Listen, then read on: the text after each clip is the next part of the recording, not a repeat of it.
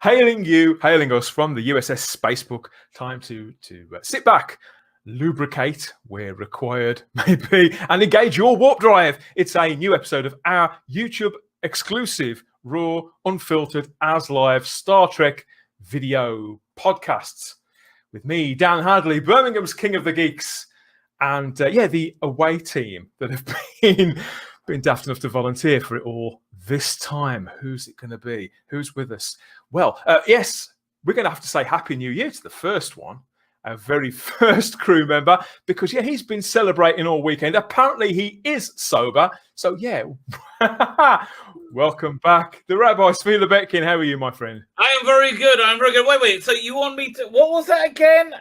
Engage your, what that sounded very suggestive. What did you say? It's they've been putting something in the water. I'm going to blame that. Water. It was. I wish I could remember. I was going to. What? You want me to? Are we still talking about Star Trek? While you're still thinking about that, yes. I'm gonna engage the Mega Drive. Yes, let's get him on. This is our other crew member. It's the Mega Geek, Ian David Diaz. Hello, my friend. How are we? Yes, hands. Yeah, I'm all right. Yeah, it did sound a bit suggestive, didn't it? We get jazz hands. Is that a new thing? Is that the new? No, this is the new thing. My new TARDIS. Wrong show. I know. Okay, well, yes, it's funny you should say that. It's a great cue for our other guest, our rotating chair. We invite somebody different in every week and keep you on your toes, really, don't we? But yes, the TARDIS is absolutely perfect because this is, in some ways, I was going to say Mr. TARDIS then, but that's somebody else. I better not say that, had I? Now, this guy, he's got his very, very own zone, so it's better than sort of having your own TARDIS, really, because you could keep multiple TARDISes in a TARDIS zone, couldn't you, Noel Glynn? Welcome aboard. Welcome to the warp drive room. Thanks very much for having me. That's a deadly intro. I love it. I thought you were going to call me that other person's name as well. I was going to that would be. Yeah. We don't want to fall in court, do we? How are you, Noel? You okay? I'm good. Yeah, I'm good. We're back in lockdown again, but we won't talk about that. I'm sorry to hear that, but of course, I mean, we all know that you love Doctor Who, but you're also a pretty big Star Trek fan as well, aren't you? Always have been. Yeah, I have. Yeah, I have been watching Lower Decks now. I have to be honest. I haven't watched the last 3 episodes. Me and Lee have kind of given up on it because that's a smart move. Yeah, the first one was bad. The second one wasn't too bad. I have to be honest. There was a scene in the second one I didn't mind, and the third one was a bit of an improvement, but it's far removed from Trek. I mean, the original series I'm watching right now, I watch every night. I'm on season 3. I'm coming to the end of its run now, and it's been far more enjoyable. I've enjoyed it. I haven't seen it in years, and I've been really enjoying it. And actually, I don't get why, watching it now. I know people give William Shatner a bit of stick for his acting and stuff, but I actually think it's fine. I don't think there's anything wrong with his acting. I think it's and the new CGI that they have in it. Because obviously, I'm watching it is so much better. It's so much. The original effects are distracting. Yeah. Big proponent of using. Listen, look, I understand you having to ditch Lower Decks. Like they got to a point now where they got to think of terrible things to go. Lower Decks is better than that. Like Lower Decks is better than being gang raped in prison, right? Yeah. Okay.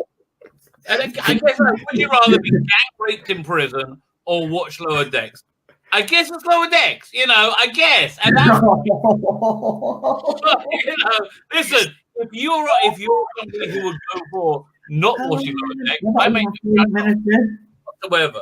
That's whatever floats your boat, baby. I understand. Yeah. Alex, if you are watching, still hit like. 5 minutes in, you couldn't wait. You were only 5 minutes in. You just couldn't wait to drop one on me. You know that Alex Kurtzman does watch. We're bound to be. Alex Kurtzman, yeah. Well, my advice to Alex Kurtzman is this: actually go back and do your research because you're clearly showing people that you have not. When you start putting out stupid little posts about characters that are new the first time ever when they did it in the Next Generation. It did look. He said it in that interview. Star Trek is a platform for him, and he's going to use it to push whatever agenda. It's not about the shows. That he doesn't care about the stories, doesn't care about the fans. He made that clear. So I'm still baffled that people are watching. Yeah. So we'll put you down as undecided then, mate. Okay, it's funny you should talk about TOS because, and of course those wonderful special effects, because Ali's my preferred version now. I've got a lot of reverence for the guys that put those original special effects together. Of course I have. How could I not? But in the aid of storytelling, we've had this conversation a few times already. I think they're wonderful. But I've also noticed this week that that sort of that revisionist way of sort of looking back at TOS, that's started to happen in the comics now. I saw this earlier on. The latest variant cover to one of the IDW comics, because they've been putting out a year 5 to TOS. They've just dropped this, gentleman, and it's the old flag up, that iconic. Holy crap. The Discovery Blade, no! So they're doing that. Yeah, I mean, that's obviously because Discovery. How are you connecting it to Discovery? The latest poster has them putting a flag up. I didn't even know. Who gives a crap? But this is a famous, this is a famous picture from World War II. Yeah, I know, but they're clearly Discovery did it already. I don't want any association with Discovery. It's over, mate. It's over. They all these comic book companies, they've decided this is the hill they're going to die on, right? They are not backing down. They are not backing down from this crap. It doesn't matter how small the market shrinks. They're not backing down. Yeah. Do you read these, Dan? Do you read these? I haven't. I haven't read this series. I've got their year 4 as a trade paperback, and I did really like that. You know, there were simple stories, and they were very in fitting with Star Trek. Some of the artwork I wasn't a great fan of, but I thought it was okay. The greatest Star Trek comic ever is, of course, and there's no debate about this, although we can have this debate, the Mike W. Barr run that goes from Star Trek 2 through Star Trek 3 to Star Trek 4, and it fills in a gazillion brilliant adventures, and it's freaking awesome. I love that. And is there a collected edition out of that at the moment, Rabbi? They're hard to come by. I've got the originals in the loft, but they're all going yellow. I'd love to do a show about those. It's really funny. They keep saying that they don't have any more stories. It's only stuff to do is look at the comics, don't you? I mean, they got some brilliant ideas. Same with Star Wars. Star Wars got like those Darth Vader comics, freaking awesome. Just make that. It's not freaking hard. Just do that. I just never got comics because obviously in our household money was a kind of a struggle, and I didn't go in much to the city centre when I was a kid. The parents would bring me in when they could, but like that's where all the comic shops were in Dublin city centre. You didn't have any on the outskirts, so I never really got into comics. Now, obviously, my little brother, he's obviously into them, and I've actually got him a few for Christmas. So I always go in over the Christmas period. I don't know what will be happening this year with Christmas, but I go in and I get him the Walking. Is it the Walking Dead? He's Walking Dead. Yeah, he's actually reading those ones at the moment. I think they're the graphic novels. So I've gotten a couple of them. So I mean, and then I start browsing, then looking at the comics, but I don't know where to start, folks. So I just, every time I get the feeling to buy one, I just end up not buying one because I don't know where to start. See, I love Superman, I love Batman, and obviously I love Star Trek, so I would read Star, but I wouldn't know where to start. That's my. We ought to send you some sort of some reference to the Doctor Who versus Star Trek comic that they put out about simulation. Don't read that. Awful. No, but for a guy who hasn't read, no, don't read that. It's so bad on every level. Firstly, the artwork. The artwork is like the guy is punching above his weight. He's doing all this painter stuff, and he's just Alex Ross, isn't he? He's talking about, and he's not that. He could probably do pen and ink, but they put the editorial is off that. And then the writing is atrocious. You know, you have characters like kneeling down at the bottom of the frame, so they get these massive word balloons in. They're like just terrible writing.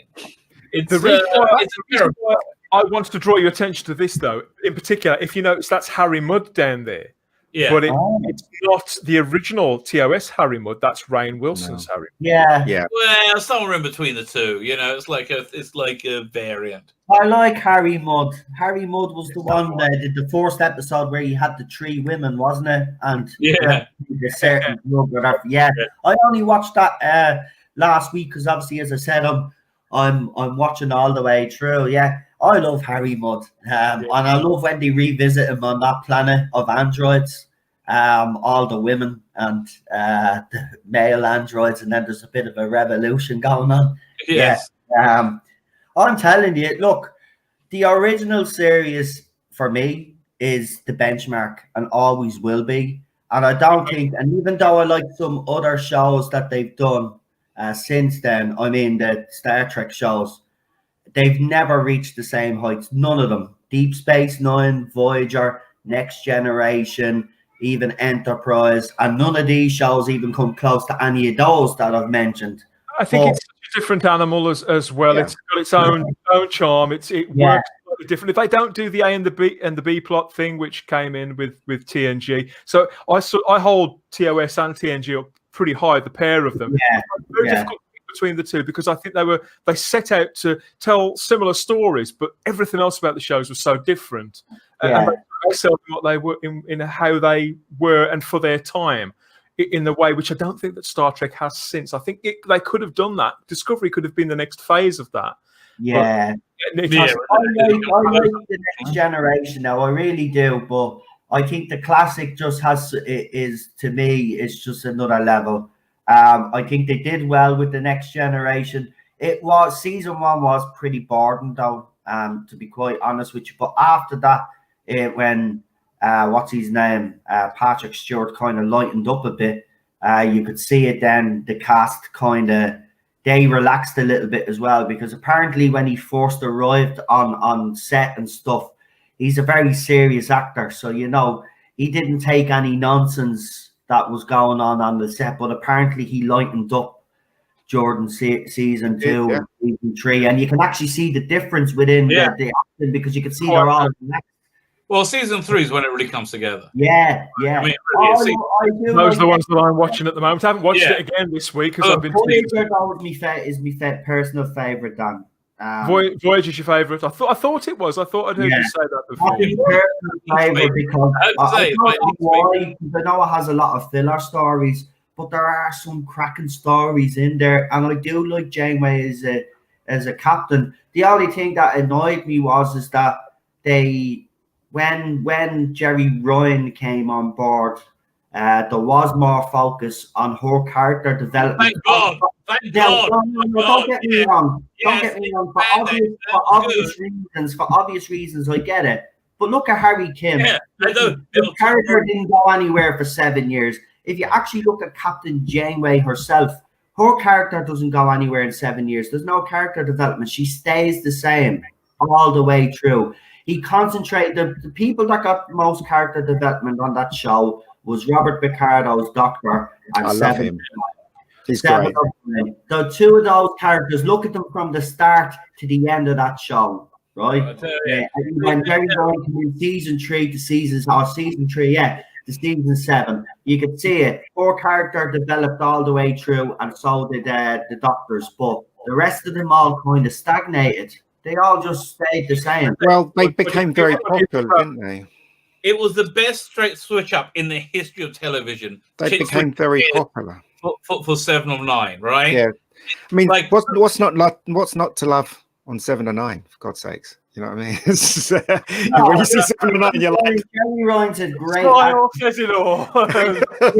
She's in Picard. When I heard she was in Picard, Jerry Ryan, I was delighted, because for the simple fact is she's a great actress. Yes, right. And she's a beautiful looking woman. They put her in a cat suit, right?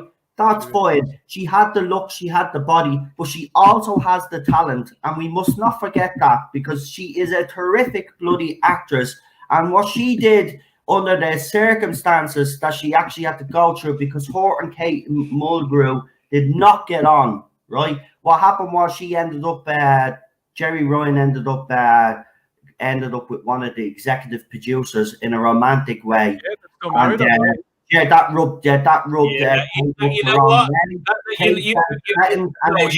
think really happened?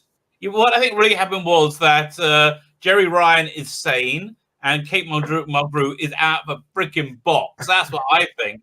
Like, apparently they made up, but I'm sure she likes you too. Completely crazy. She's crazy. She's absolutely out of her mind, and she kind of looks like Pike now. She's like that. Her neck's gonna. So she's like, oh my god. So yeah, that's why I like that. That's why I loved her as Janeway, because you kind of knew in the back that she was a bit crazy. I mean, look at, for example, where she's that double part, or where she's what's the name of that one where she finds Captain Ransom in the other ship? What was that two-parter called again? And she won't give up. She basically goes crazy because another captain has broke all the protocols. Oh, right, yeah. And the crew and all keep telling her, you're going crazy. Like, you have to stop this vendetta, and she won't.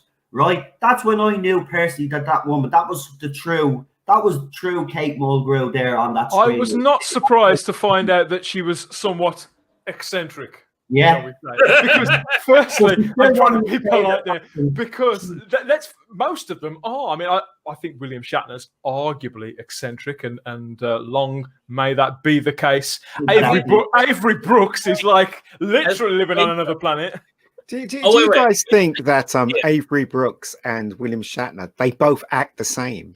They always have the gaps between every word, don't they? Yeah. In that documentary where William Shatner went around visiting them all at home, did you see that? Yeah. Avery was singing all of the answers. Thing with William Shatner do, and I watched it. I didn't find it cringy. You can tell that William Shatner has a bit of an ego, right? Okay, he was the fourth captain. Of course, he's going to have an ego, but I mean, listen, if he was a bit of an ass back in the day, who cares? We got one of the great. They produced one of the greatest shows, and then we got a movie franchise because of it. And remember, that show was off air for years, and then they repeated it again. That's when it became popular, and then that's when we got the movies. So, I mean, I don't care what he was like back in the day. I don't care if he stole or that. Did you guys see the one where and George needs to actually get over it. George, you know what? You've been at this for decades now. You need to get away. So Ian, what were you going to say? Did you guys see that one where Whoopi Goldberg interviewed Next Gen and the original? But you can tell Shatner and Nimoy, they're friends, but you can tell that Shatner did have something against Nimoy, especially for directing Star Trek 3 and directing Star Trek 4 and stuff like that. You can tell he had something. I don't think it is that. I think it was just pure, I think he was jealous. About being jealous. Well, okay, I was just going to say, you said he's eccentric. William Shatner's eccentric. Yeah. The same way Tom Baker's eccentric. Yeah. Netflix, they need to get those two together and put them on a documentary, like a road trip. Wouldn't that be freaking awesome? They could be. Oh my god! I'd love to see Shatner now on a Kurtzman trek and basically go in there and tell them when they hand them the script, say, "No, this is wrong. This is not how my character." Because he already hasn't he, on Twitter? He's already had a bit of a sweep at Kurtzman about how the Kirk character should be, because they're all the SJWs. They're trying to obviously ship his character, Tony's character gay. He's gay. Kirk is not a gay. I'm doing this as a comic book. This is happening, okay? And this is going to be, my second or third comic book. I'm going to be. It is going to be essentially William Shatner and Tom Baker put together in some kind of story, being like their age now. That's brilliant. You can have them locked down together, or going on a fishing trip together, or they've got allotments next to one another. No, I know how you could figure it. I've got your story. I know how you could do it. You could do your story. No, listen, this is good because you will agree with me on this one. Generations. the Nexus. You could get his captain to meet Tom Baker's Doctor in the Nexus. You could do it. In character, no. And William Shatner. Like, I want to be Tom Baker and William Shatner. Like, if it's going to get sci-fi, I thought you were talking about our characters. No, that'd be brilliant. That'd be brilliant. But the thing is, though, yeah. what no one says is quite true, because remember, the Nexus doesn't have time like the rest of the universe, so they could literally bring back Kirk if they wanted to. Well, you know what? It does have time in that it was excruciatingly boring, and I wish it didn't happen. Yeah, it did have time in that way. Yeah. Oh man, what was that movie gets slated? I actually like that movie. I actually like that movie, and I like that new Enterprise. I actually like Generations. I'm sorry, I'm going to put my hand up. I have a soft spot. Okay. I know Cook dies in it, but I think that was the perfect ending for his character. To be quite honest, no, it wasn't. I like all of those films. Every single one of them. And I've got no problem admitting. Force Contact is the best one, though. Of the Generation movies. Yeah, but they should never have killed off Kirk that way. He deserved better, because he fell off a bridge and saved the Enterprise. What's that all about? Yeah, the boring No. Just saved the Enterprise. That's what didn't save the Enterprise. Sacrifice to save his ship. That's what he does. In my view, no. Kirk needs to go out with arrows like phaser beams, like shit. He needs to just fell off a bridge, keep going, and like hold back whatever the hell it is in an impossible superhuman way. Not fall off a sodding bridge. Oh my god, it was so like. And what's the other version? For a character who's based on Horatio Hornblower to go out like that, But Dan, what was the other version? Because they had another version. Remember, they decided to go with him falling off. He gets shot in the back. He was shot in the back. Shot in the back.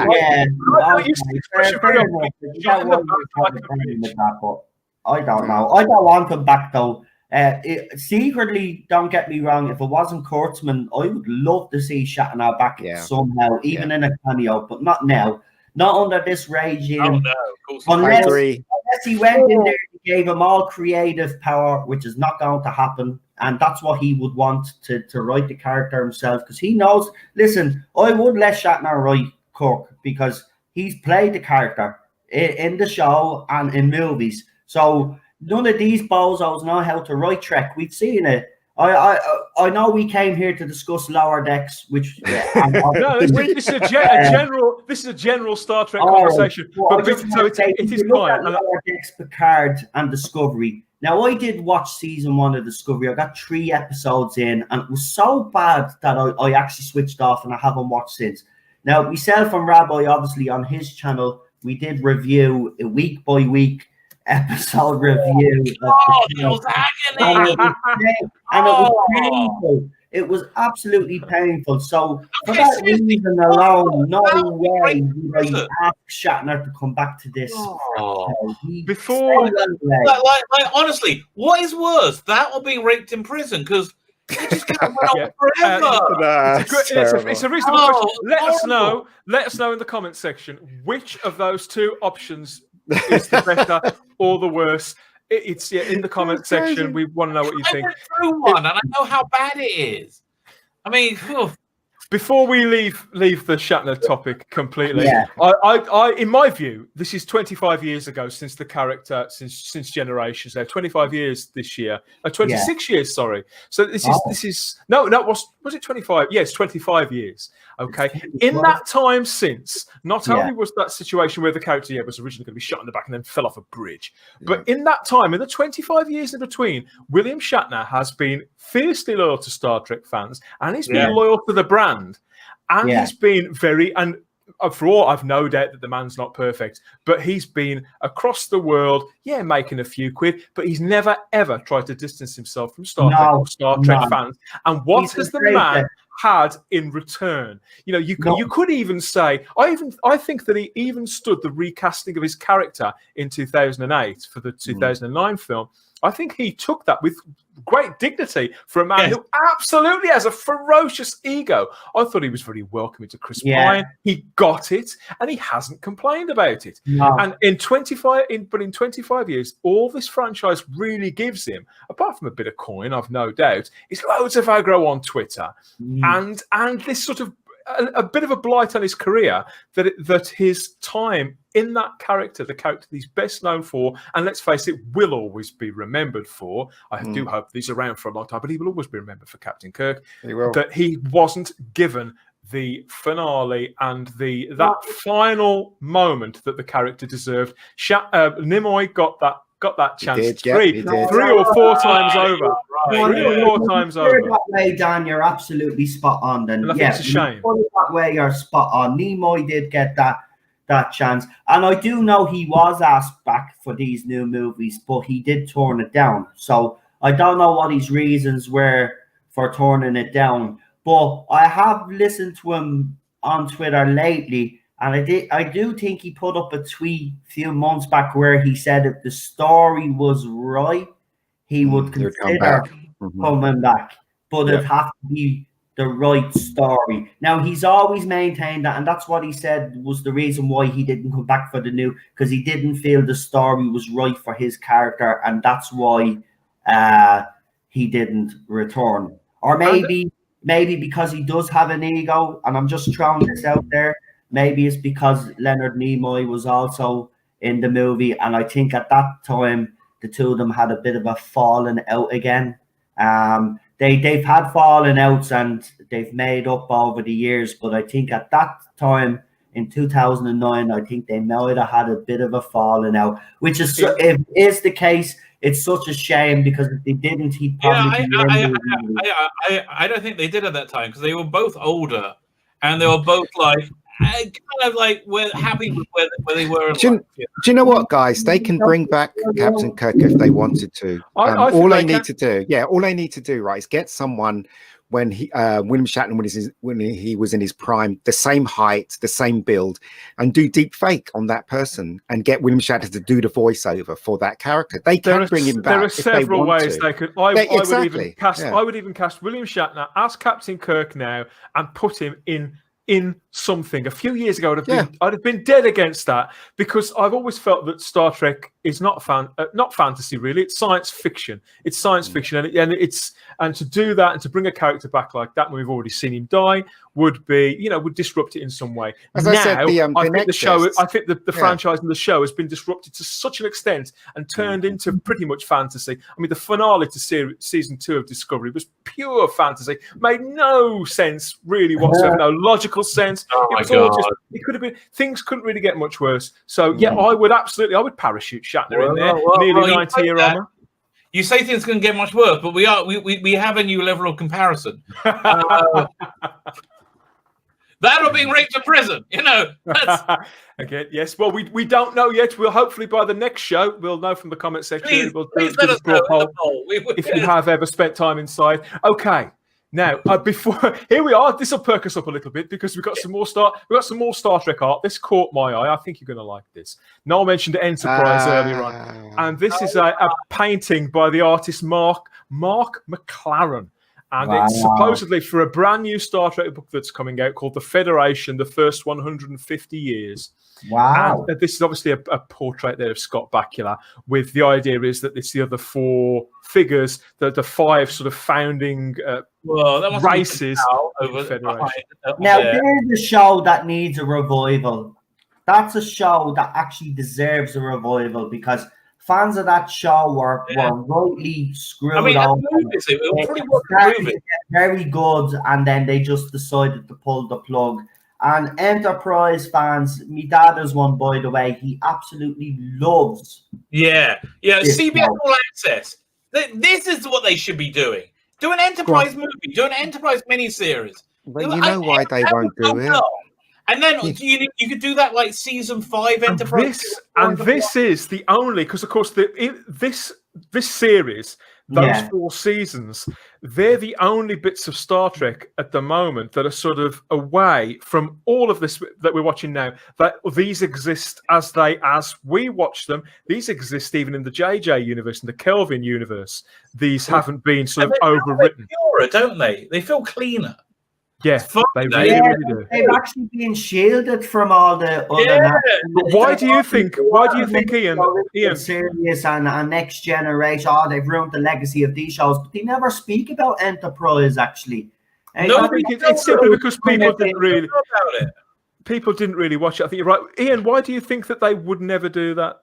Rabbi's suggestion. Because it's not about Star Trek anymore. As Noel said, it's about the agenda. So they're not going to go backwards and take all these. Yeah, they're just going to carry on with the agenda. And I remember when we were talking to Keith about this, and Keith is very optimistic about the new, the new show, the Discovery new show, season 3. But all of us here know that when this show starts, the agenda is going to be in there because that's what Hollywood's all about. So when I said that, I meant obviously firing Kurtzman. I was thinking follow the HBO Max model of making stuff for your audience that they want. You want a Justice League movie? Fine, here's your Justice League movie. Give me $15 a month. They make so CBS All Access. You want our money? Make shit that we want. It's not like that was Kirk, right? That was Kirk. Make shit that we want. That was Kirk. It's not like that. You know how to make stuff that we want. It's really easy. Really, it's really easy. Do anything else. Anything, whatever you think, whatever your instinct is, do the opposite, right? And that'll be perfect. That'll be for it. I can't really argue that. Let's get the pain out of the way quickly. Lower Decks, week 7, episode 7 of 10. We're back. Have you actually watched this one, Noel? Have you seen this yet? The latest I've watched, as I said, the first 4 episodes. We haven't watched 3 yet. So the good news is we probably won't be talking about this for very long. This one's episode 7. I'll just add this, right? Yes. I'm not going to go on a big mad rant about it. I'll say a few words about it because please do. But this is far removed from Trek that I've seen. Yes, we have our criticisms of Picard, we have our criticisms of Discovery, but this is an insult, and I think it's meant as an insult. I think it's the most unfunniest thing I've seen. I'm a Rick and Morty fan, a Final Space fan. When they did something like this, believe it or not, I was actually excited for this until the trailer dropped. And when I seen the trailer, I said, no way. Then Rabbi, obviously, thanks, Rabbi, by the way, sent me the episode because I said, I'll review the first one and see how I feel. Me and Lee were able to get, as I said, to the 4th episode. And then I've just lost all the will to live. This is not what Gene Roddenberry's vision was, never was. As far as I'm aware, he actually didn't like the fact that a few jokes got into the original series. He was a big against that. He wanted it to be a serious kind of, because you'll notice with the Gene Roddenberry stories that he writes in the original series that his are less jokey. They're serious episodes, whereas when the other writers and directors come in, they like to put the jokes between Spock and McCoy and Kirk. And sometimes it worked, and I think a lot of times it did work, but that's not what Gene wanted, right? So this show, if Gene was around today, I can't believe his son actually approved this if he has anything to do with it, because this is not his father's legacy. This is an insult to Gene Roddenberry's legacy and every fan out there that loves and cherishes the original series and then the next adventures or whatever it's called. What's it called? What's that animated series called again? TAS. The Adventures Continue. Sorry, look, that's Trek. This is not. This I'm sorry. Yours might like it, but this ain't no Rick and Morty. Don't be I get the prepared. impression that Rod Roddenberry, isn't it? I think Rod Roddenberry's Yeah. son. He always speaks sort of very well and very diplomatically, and he loves his Star Trek. I think he's a massive TNG fan. Right. As for his involvement in these shows, I think I get the impression that even with the Roddenberry name attached to it, that he has no actual control, and it's a case of sort of don't stand in their way, because obviously he will be making money out of it. Yeah, he will be making money out of it, which is fine. I'm no problem with that at all. Mine is money, baby. Yeah. If anybody deserves to be making a few quid out of it, could he actually take his father's show? They don't own. Believe it or not, the Roddenberry Corporation doesn't own the rights to Star Trek. That's true. CBS. That's why. I mean, in truth, Gene Roddenberry had very little control over his creation. Wow. Every time he wanted to do something, they would veto him, especially with Star Trek, the motion picture. He was very much unhappy with Star Trek, the motion picture. So, and Dan's right. They don't really own the rights to Star Trek. The corporation does. I think it makes things less complicated having him on board as well. Yeah. Right. So it's probably worth the paycheck, right? Yeah. Well, I'm not going to knock him for that. I'm not going to. I just wish there was some way where he could exclude his name. I wouldn't want, if he doesn't really like this. We don't know though. But if he didn't really like this, or paid for him to have his name on something that he actually doesn't like himself, he's quite frank when you hear him hear him speak. I mean, a friend of mine, like some guy I've podcasted with, he's podcasted with Rod Roddenberry, and he admits that he has only seen a few episodes of Voyager until very recently. He'd never really seen Deep Space Nine, so he speaks quite candidly. Generally, I'd love to know what he does think. I mean, in time, maybe something else will come out about this, because I still don't know how this is going down. But yeah, let's take a look at this. This is week 7 of Lower Decks. Much ado about Boimler. And the general, if you haven't seen it, Nolan, this is for you because you haven't seen it at all, or anybody out there who hasn't managed to get hold of this again. Ensign Mariner tries to impress her best friend from Starfleet Academy, who is now a visiting captain aboard the USS Cerritos, whilst a transporter accident puts Boimler out of phase. And he must be sent to a mysterious Starfleet medical ship. This one is written by M. Willis, don't know what the M stands for, and directed by Barry J. Kelly. I'm not sure what the M stands for, but I wouldn't be surprised if it rhymes with the word brother clucker, right? Yes. The thing I didn't like about this episode is again. There's just one thing, really. No, there's loads. But again, that one down.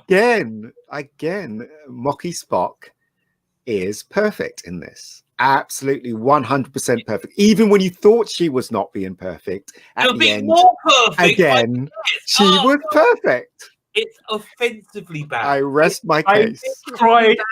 In my view, they tried really, really hard with this episode, and there could have been some merit and some sort of ground to mine here, I think, for something half decent, but. I must admit, even though I quite liked last week's, as some of you may remember, I thought this was bloody awful in pretty much every conceivable way. And I think I've just sort of washed out from it, Ian. About halfway through, I just felt I audibly sighed. I thought, when they said the new captain was going to come and take over the ship because they were off on another mission, 3 girls turned up. 3 girls turn up. There's no male captains anymore. We're 7. The only good captains are black women, right? That's right. Does that again every single time. But we're 7 weeks. We're 7 weeks into a new show, and we've been given a scenario here where the bridge crew have been pushed out the way in a really sort of unconvincing part of the plot, and these new characters brought in. It was so ham-fisted, and I think it's partly because they're trying to cram so much into 23 minutes worth of entertainment. There was pretty much 3 storylines going again here, and neither of them landed. It always feels like 2 hours to me. Like watching this, I hate putting the time in to watch this. I absolutely hate watching this. I really, really do. It's terrible. It's again offensively bad. And, yeah, it's like this.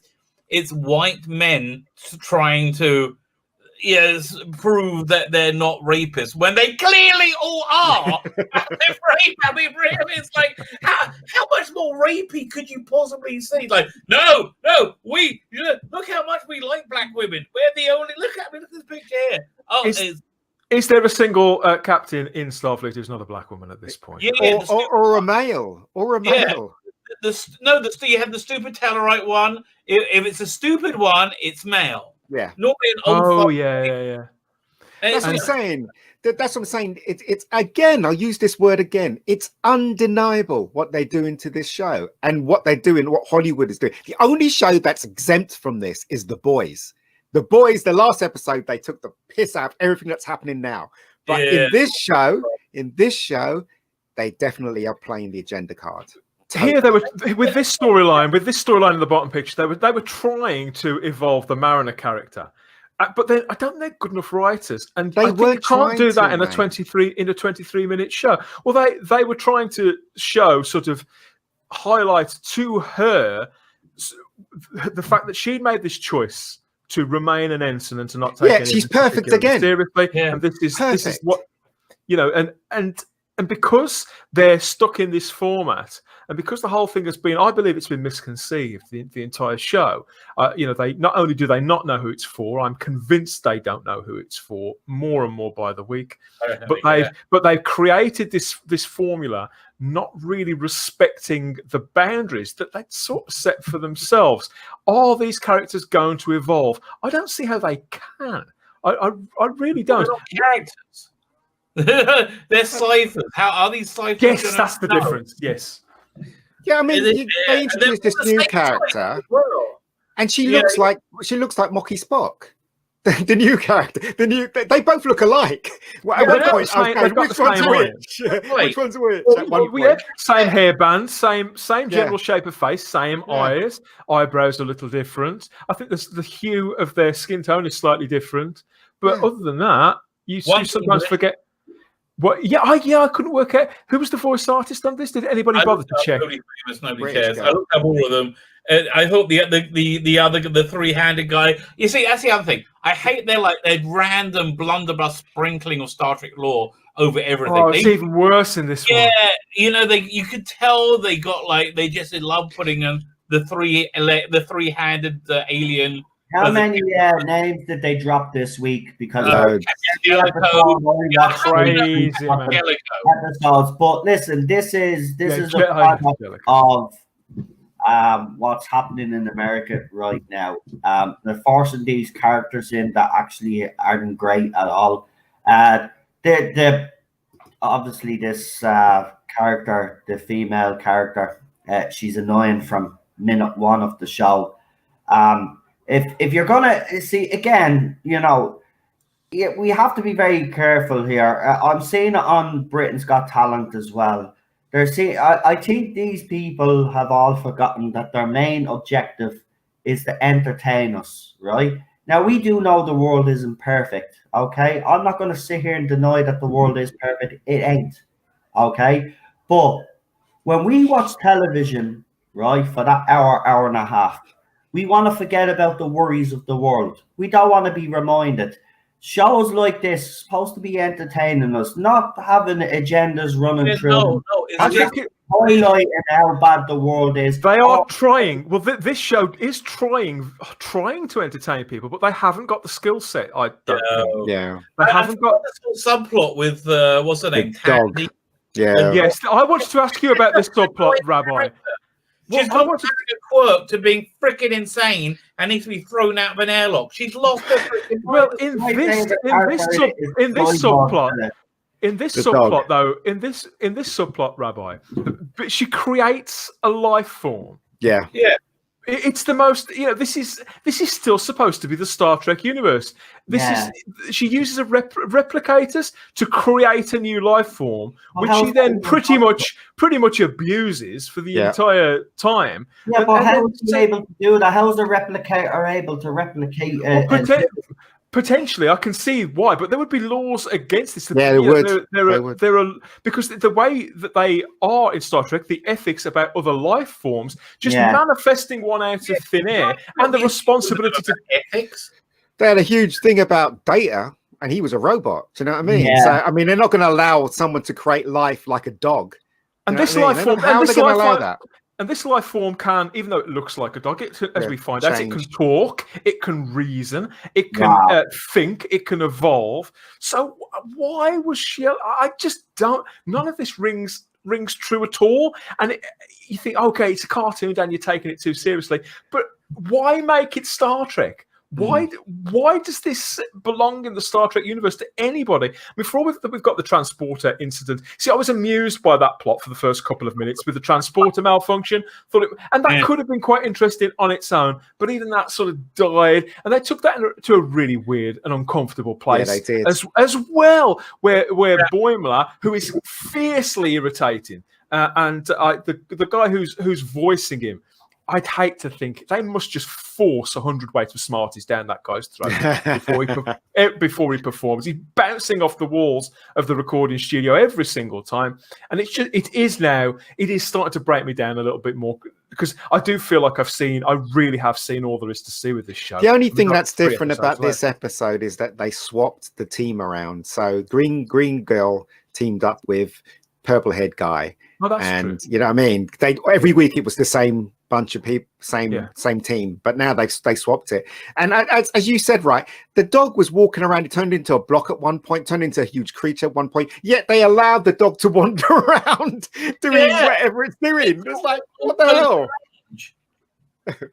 If they can't sort of play, I'm all for having fun and playing with this stuff and poking fun and subverting up to a point. But if they can't function within the established parameters of this universe, then it may as well be something else. Yeah. Exactly why. Well, and listen, it's just beyond me. It's just beyond me. Like, it's not hard to get a Star Trek universe, but they're not even trying. No, they figure just name dropping Captain Jellicoe does the trick. It doesn't. And why would they can build Star Trek? Sorry, because we're talking about Star Trek, but this is actually exclusive. Star Trek 4 is cancelled. Paramount no longer making Star Trek movies. Wow. Oh, okay. I just checked my Twitter and Star Trek. Where's that come from? No, have we got a link? Have we got a quote on that? Who's published it? Deadline? Yeah, I will send it to you on Twitter right now. I'll tag you in it. I saw a story this morning in Bounding Into Comics saying the exact opposite. Hang on. Yeah, because Noah Hawley is still sure he's making that movie. This was from September 18th, this story. Well, they don't want to give more money to Kurtzman, do they? Because if they make another movie, he's linked between the contract and stuff. He'll get a shitload of money if they do. So they don't want to give him any more money. The movies was going to be a point that I was going to visit later on in the show. Yeah, so by all means, if there's been breaking news, let's have it. Going back to this episode, right? Going back to the old concept of Lower Decks, the actual Mocky Spock character, right? If they did it right, she could have been really interesting, right? I agree. There's a reason why she's on Lower Decks. She doesn't want to advance any. She's quite clever. She knows, the protocol and stuff like that. It's a really good character. But what did they do with that character? They smashed all of the women agenda, female agenda into this show, making that character even worse. Because if she had faults, if she made mistakes, you could feel something for her. You'd be able to relate to her and root for her. That's right. Understand how she got where she is and will her to want more. To want more for herself. But at the moment, she just seems like a wanker. Yeah. As it stands, she seems to be an insulting know-it-all, just like Captain Burnham, just like her. And then they're both unlikable characters. Rabbi. Sorry, Rabbi, go ahead, mate. Sorry, I was just thinking that. So you're saying the idea. Now I'm actually seeing what the character outline is supposed to be. She was this must be from Seth MacFarlane's pitch, because this makes sense. She is a brilliant Starfleet officer that uses her brilliance not to move forward in Starfleet, right? So that's an interesting guy. That is, I'll guarantee you, that is Seth MacFarlane's pitch, because that's too clever for any of the. And you can see how they're like now we're gonna make it brilliant. So what's brilliant? And they put all this like Twitter mentality on her that she's got to be have the mic drop everything. The more I see of this, Rabbi, the more I see of this series, the more convinced I am that you're right about that. Because you say it every week about Seth MacFarlane, and the first week I thought, well, whatever. But as it goes on, I'm thinking this is more a distinct possibility and a near certainty. As you've just explained between the two of you, it does seem very, very Seth. You could almost imagine that he could have played the part. Like the slacker, the intentional slacker. I love that idea. Yeah. Actually, Purple Hair guy, right? He had a school teacher that was in a robot like that. Do you remember the kids? They did an episode in South Park where the kids are little, where Kyle, Kenny, and Eric Cartman are all little kids in preschool, and they light a fire in the classroom. And they go to put it out by peeing on it, but the teacher goes over to put it out, and she ends up on fire. And they actually put her in casing like this, and she has a little red light where she communicates. South Park episode that rips this off as well. They ripped off South Park, but it's also an original serious one as well. Because do you remember the episode where Spock tricks the ship, pretends that he basically rigs it so they go to this planet, and then we find out that Captain Pike. Yes. So it's one of the big visual sort of trademarks of TOS. Those chairs and these characters. This particular plot thread, I like the idea of the medical ship that was quite mysterious and all the rest of it, and almost like a Section 31 thing, Rabbi. But where it went, I wasn't very comfortable with this either. I felt it was completely not Star Trek. Although but now we're mentioning this, it was cruel. You just stuck on what I think is the only good thing in Discovery Season 2, which is when they reimagined Pike in the chair. That was the only good bit ever in that show.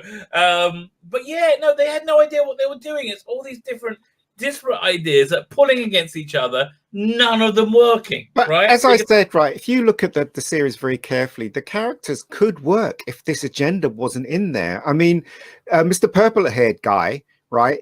He obviously is the butt of every joke, and he's definitely created so that he could be the butt of every joke for Mocky Spock, right? Definitely. It was worse to the point of being fiercely annoying. Yeah. But if they went the other way and had respect for every character that was in there and gave them faults and made them normal, this cartoon might have worked really well, but it doesn't. It's potential to be like Red Dwarf. I mean, you got that exactly. Like the intentional slacker, the underachiever who wants to do better, and I can see the intentional slacker. It's like a Serrano de Bergerac thing going on. Like he'll vicariously push him forward in Starfleet. Because he could do it, but the slacker. See, that's a great story. Well, Rutherford's got a touch of the Crichtons about him. I think yes, that you could say that Tendi is a little like Cat, but with this whole plot line. And these two pictures that we see in front of them, what you were just talking about agenda, we talk about this every week, and I know there's a portion of Star Trek fan base that thinks this is all nonsense and that we're all sexists just for having noticed this. But the fact is, it is there, it is front and center every time. This agenda is very, very clear and very, very loud, and it's supposed to be very, very principled and very ethical and very kind and all those sorts of things. And yet, with this plot line, what they are effectively saying is that people who are marginalized, who are pushed out of society for whatever medical reason, whatever fate that has befallen them, whatever they're a patient of or why, that these people are freaks and can't exist within Federation society and live a normal life and keep their position, keep their achievements and their commissioned officers in Starfleet, that they can't be anymore because of these disabilities and conditions, and they put them in this ship and ship them off to wherever to live Paradise. on the farm or whatever, and it just doesn't feel like Star Trek. It may, right, is it? Yeah. I'm still chewing through it. I watched this a couple of days ago. I just know it's not right. Of course it is. Well, it's kind of like what the naughty National Socialists did in Germany in the 1930s. Yes, I know the ones. Yes. No, with people with disabilities, they would say we're sending you to a sanitarium, and they were going to a camp where they concentrated very hard. Yeah. Well, that's what I said. Again, exactly this. Again, are we taking this story too seriously? It is meant to be okay. But we have medium level intelligence that we're using on it, and we're coming up with a gazillion plot. Listen, here's the thing: if you're gonna do something funny like that, right? Especially if it's a sci-fi show, you've got to be also intelligent as well. And they're not intelligent. These writers, just as someone pointed out on the panel, these writers haven't got a clue. They're not talented enough. They don't know what they're writing. It clearly shows. You look at the writers behind Rick and Morty, you can see that they're talented. There's sci-fi there, but it can also get a bit heavy. It's the balance is absolute. Well, in the last couple of years, obviously it's gotten a bit woke because they've allowed some female writers to come on board, and they've stuck their agenda in, which the last series kind of suffered. Not the one that was currently on, but the one before that kind of suffered a little bit. But you have to be clever, and these guys aren't clever. And to be honest with you, some of the parts where it's supposed to be funny, they don't hit the mark. You need a balance of comedy writers, but you also need people that actually know how to write sci-fi. If you can marry the two and get that balance, then you have something there. You've got to start. They're certainly not as clever as they think they are. No, I think that is the big problem. They actually think they are clever, and that's the thing that's a shame about it. They actually think putting out is actually funny and it's intelligent. But they're not listening to the fans. We're telling you it's not funny and intelligent. And again, this is only the 4th season. They can actually rectify this. They can actually turn this around.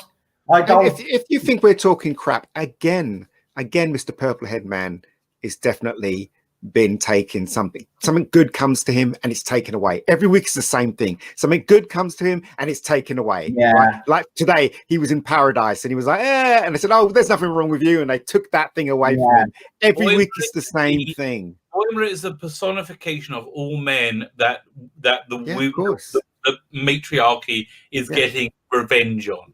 That's why you had to tear him down. They give him the elevate, and then they have to tear him down because you can't have men in power. And if you do, you have to humiliate them. And what's her name? I forget her name. But that character is annoying wherever her face is. She just won't shut up. I forget her name. What's her name?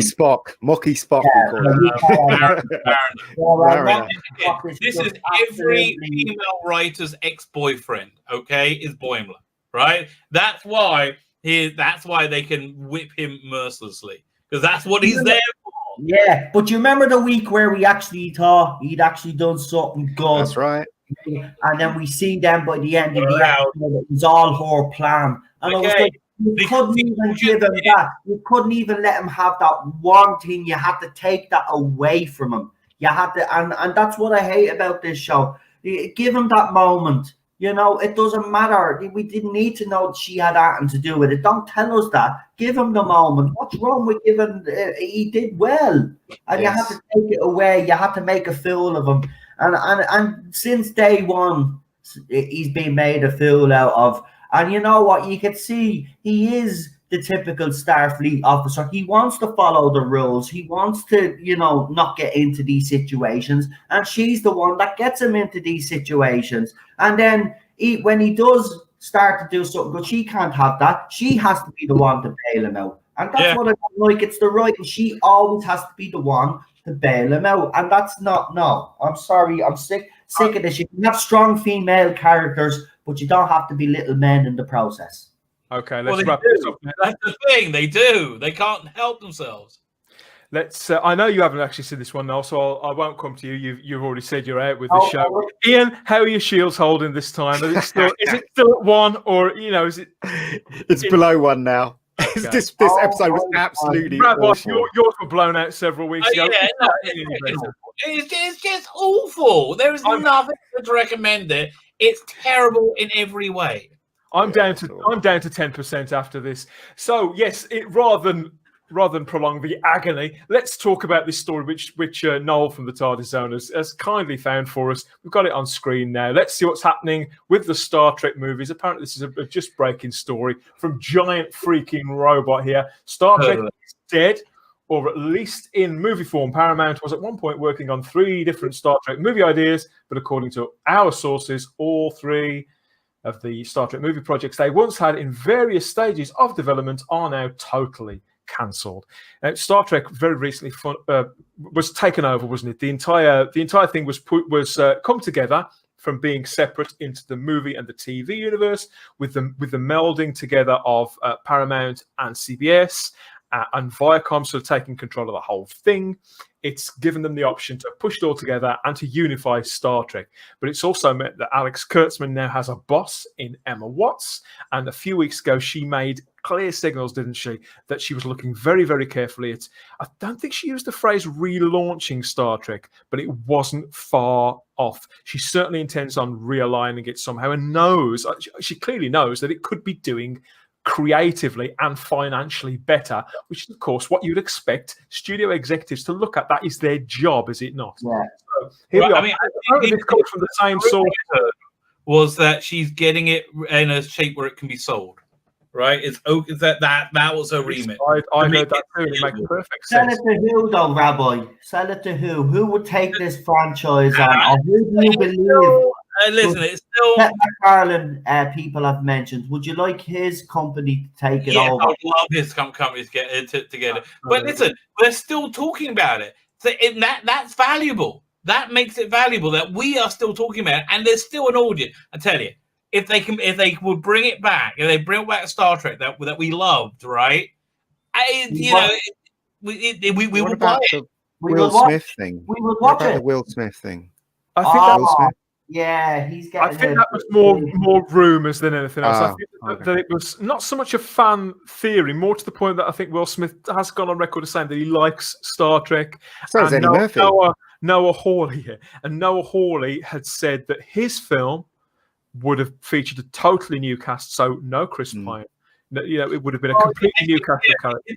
I read his article today. It said it would be like the first season of Fargo that he did. It seems like it's going to be completely unrelated, and then all of a sudden there's a very close connection. So in Fargo, the movie, I'm going to spoil it terribly for you, it ends up with a big bag of money being buried in the snow and lost forever. It's never going to be seen again.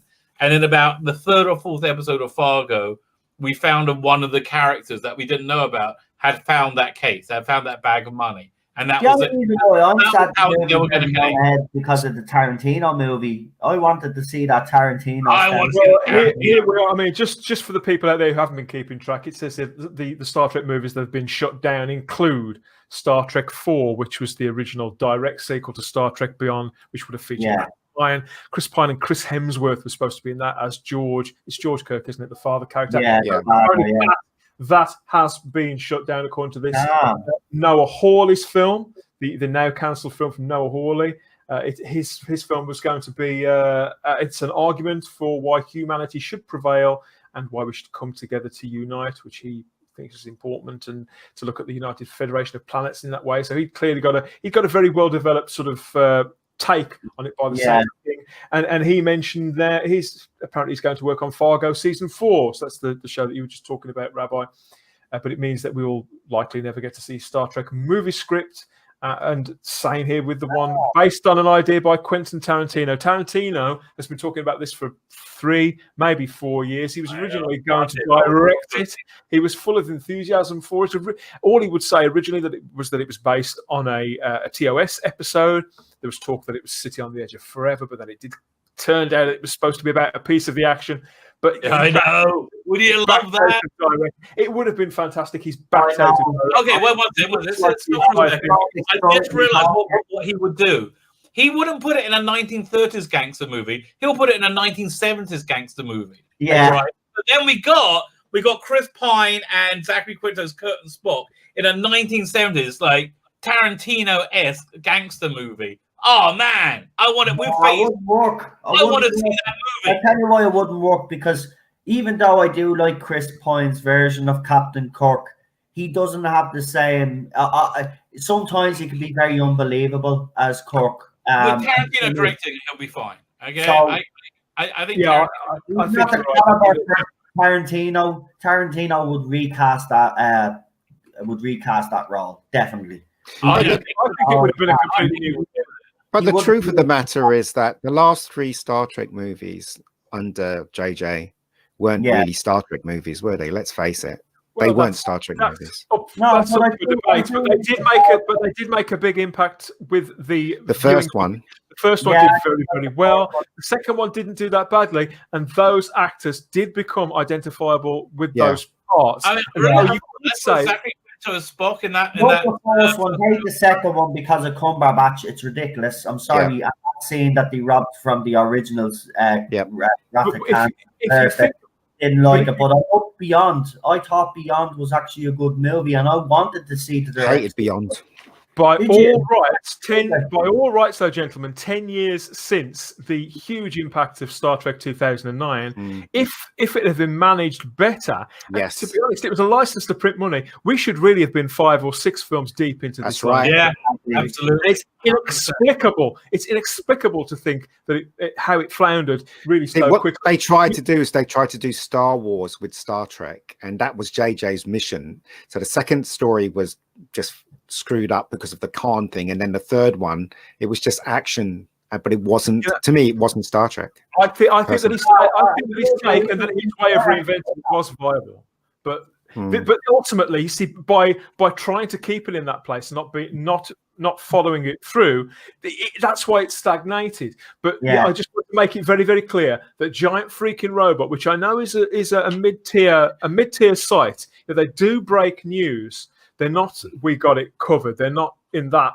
level. They are fans, and they make it very clear, although they don't name a source for this. And by the time we drop this video, which will probably be in about 2 days' time, maybe this will all become clear by then. But at this point, they say that they are the same. It says the same source that made us the first outlet anywhere to break the news that Star Trek Strange New Worlds was happening, and they did. I remember reading that. They had it well before everybody else has come to them with this story. So I'll say that I'm inclined to believe Giant Freaking Robot here. If they get this spot on, then they'll go from a mid-tier source to a top-tier source. Then if they've already gotten one piece of information, this will put them in the top tier, in my opinion. If they keep delivering, if they keep delivering on stuff like this, because obviously that's a major thing. It's one thing to have it about Strange New Worlds, which is, let's face it, nobody's really watching those CBS shows, so nobody largely cares. But this is something that people have been speculating about for 2 or 3 years.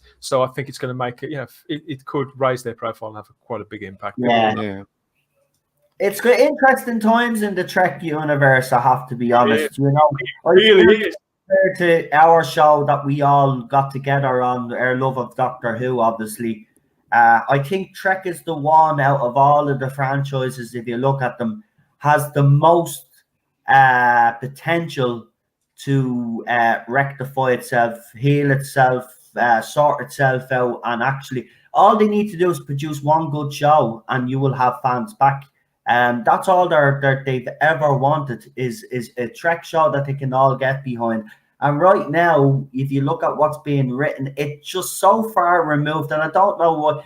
Listen, politics, whether you agree with it or not, it doesn't matter where you stand on the side of the argument. But I think the people that are writing are forgetting one valuable thing.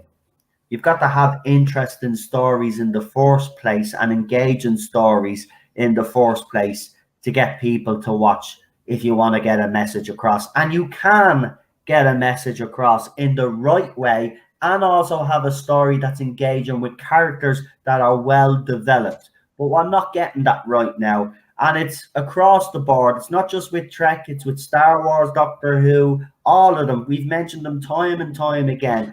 How many franchises or how many failures do they need before they cop on that this is not the way they should be doing things? It's nothing got to do with arrogance of the fans or anything like that. Fans care about these franchises dearly, and they just want to see the best that they can be. And when they see people like Alex Kurtzman on a podcast basically saying, or a stream basically saying, well, Star Trek is a platform to push their agendas, then you know you've got the wrong man in charge.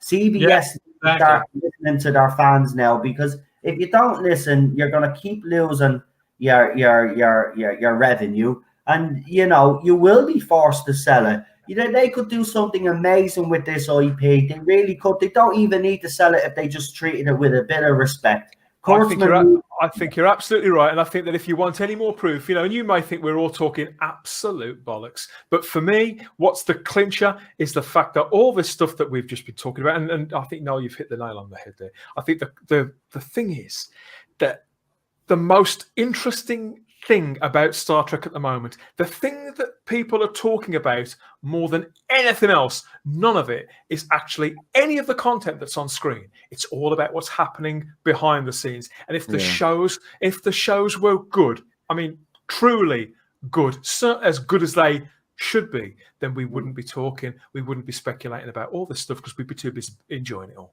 Exactly. You're right. It's that simple.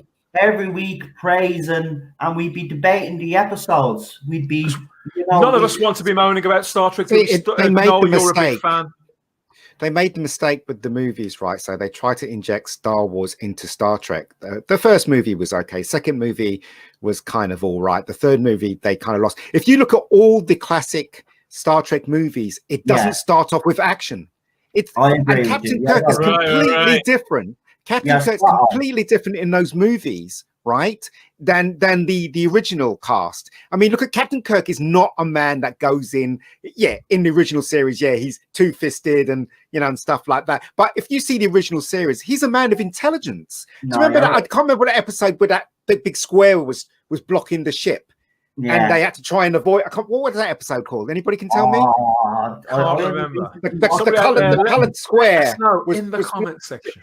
Even in that episode, Kirk was using his brain to try and avoid that thing and try and see how the ship can go apart. Right. Captain Kirk was a very complicated character. Not a man that runs around screaming, fighting with he figures things out. You're right. In the classic series, you're absolutely spot on. Because I noticed that when I was watching it again. He is actually a very clever captain. He's always asking he's always asking Spock questions as well. When he doesn't quite understand something, he'll go to Spock or Doc for advice. And you can see all the time he's trying to figure things out. You're right, absolutely spot on. And I do agree with you. That is the difference with the JJ movies compared to the original movies. I don't necessarily have a problem with that. To be honest, I think of the other franchise as a separate entity to the Prime universe, if you want to put it that way. So, I mean, look, I like them for what they were. Listen, I went to see the 2009 movie. I went in, got me ticket, watched the movie, it finished. I literally went down to the kiosk, bought another ticket, and went into the next showing of it. I seriously. It's a great movie. Well, when we get round to talking about Star Trek 2009 at length, you'll have to come on and tell us some more about that. It's a good movie. Because I'm really fond of that film, and there's lots to mine from there. Even the villain, you feel sorry for him. That movie is well written. It is, and even the lens flare thing, it was a new thing, so it didn't throw me off. But when they kept doing it, then I was like, okay, give it up. Orchard involved in that one, Dan? Orchard? Robert Orchard was, and Alex Kurtzman. They were both involved. Yeah, so Orchard, he was the one that knew Star Trek like the back of his hand. And once they took him out of the equation, everything went to shit. It'll be interesting going back to that with fresh eyes. We do have to wrap this up now, gentlemen. I'm afraid.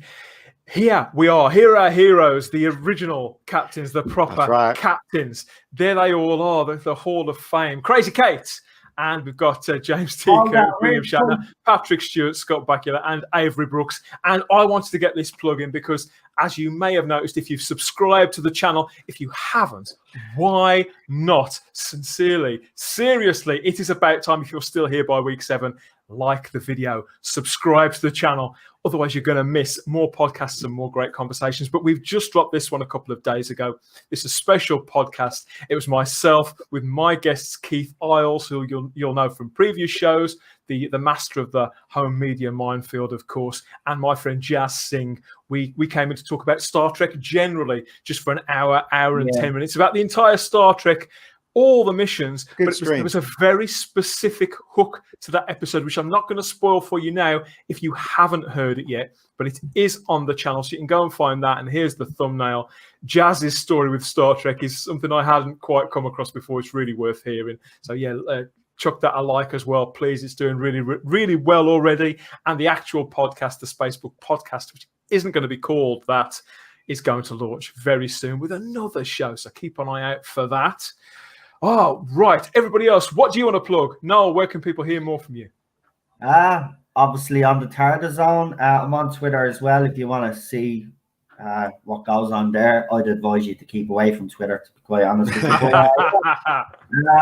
And if anybody knows, it's him. I'm on the channel every Monday, Wednesday, Friday, Saturday, and Sunday, pretty much all week. I try out videos. We do streams. And we have a new thing on Friday nights called the TARDIS Zone Talks, where I bring people on and they give their opinion. Hang on a minute. Like the TARDIS Zone didn't talk already? Yeah. You can do, my friend. Double dose. It seems to be going very successfully well, actually. The numbers have been up. It's also rubbed up the other side, which is their own problem. That's never a bad thing. They could do with rubbing up every available opportunity. But next month, because you are all here, but next month I actually have, you might have seen a little trailer that I threw up a couple of nights ago. Hashtag Star Wars Mania. Yeah, so, I saw that. The month of October, we're going to be doing the original trilogy of Star Wars movies. We're going to do a serious review of the Mandalorian, and then an episode by episode review when season 2 drops. So October is Star Wars Mania. We're going to have a lot of Star Wars, and I will show it now. Thank you. That's cool. A big thing, isn't it? Because I know that you, until quite recently, you weren't that big on Star Wars. So yes, that's gonna be worth hearing Noel's views on Star Wars. Rabbi, we all know where to find you, I suppose, don't we? But have you got any words of wisdom for the people out there? Words of wisdom. I listen. Never trust a rabbi, you know. Fair enough. Listen, I speak as one who knows one intimately. Hey, well, you can trust me at this point when I say go to biblicalcomics.com. If you want more of the wit and wisdom of the rabbi from another planet, go to biblicalcomics.com. biblicalcomics. And there's a banner to my YouTube channel. Click there, subscribe to my channel. I'm very nearly at 1,701 subscribers. Be the 1,701 subscribers, and we're going to do a big Star Trek show when I hit that many. It could be you. You could be the one. Yes. Thanks for joining us again. I'm actually going to have to go because I'm on another podcast. That's why I'm trying to wrap it up quickly. Ian, I mean, if you want to go, if you want to transport, go, mate. Go. I am. I'm going to energize. Thank you. Take it easy. Yes, Ian. Anything you'd like to plug in this? In the next couple of minutes? Just the Rebecca Gold channel. Of course, Rebecca Gold is that, and on Twitter under, I guess, Mega Geek Ian David Diaz. If you go to Rebecca Gold channel, you've got a web series, you've got a movie, Killing Zone. A couple of short films on there. Yeah, knock yourselves out. Basically, absolutely unmissable. If you haven't found that channel yet after 6 or 7 weeks, you really are missing out. And if you have seen it before, go and watch it again. Yeah, exactly. Yes, Noel, thanks for your company. We're going to have you back in a few weeks' time, I hope. I mean, if it's not about Lower Decks, if you're not watching that, we're going to talk about other Star Trek too. We're not going anywhere anytime soon. I will be watching the end of this Lower Decks because I have to see where it goes. I haven't had the courage or built up the humor to watch it. To be quite honest with you, it's not gonna It's not going to beat us, is it, Ian? We're here for the duration. No, And yes, it's a struggle. That's all I'll just say. Right now, it's a struggle. But it is pretty much so. But when you do the I don't know what pod you said you were going to have me. Yeah, when you do the movie one, the 2009 movie one, I'd definitely love to be part of that one because I like to defend that movie a lot. It gets some stick out there, and I think it's unfair, to be quite honest with you. The first movie is definitely a solid movie, and it deserves some recognition. Well, we have the entire Star Trek franchise to play with probably next year after Discovery's finished. Yeah. If we last that long. But yeah, thank you both for your time, gentlemen. And thanks to you for watching out there. Yes, please like the video, particularly if you've stayed for this long, right to the end. Like the video. You must have enjoyed it to some degree or another. And subscribe to the channel because you don't want to miss further episodes. We're going to have another guest again next week. Not quite sure who it is. Oh, yes, I do. I know who it is. Yes, they're going to be teleporting in. I'm not going to tell you yet. I'll tell you after. Yes, stay tuned for that. And yes, thanks for joining us this time on Warp Drive. We'll catch you again soon. Bye-bye.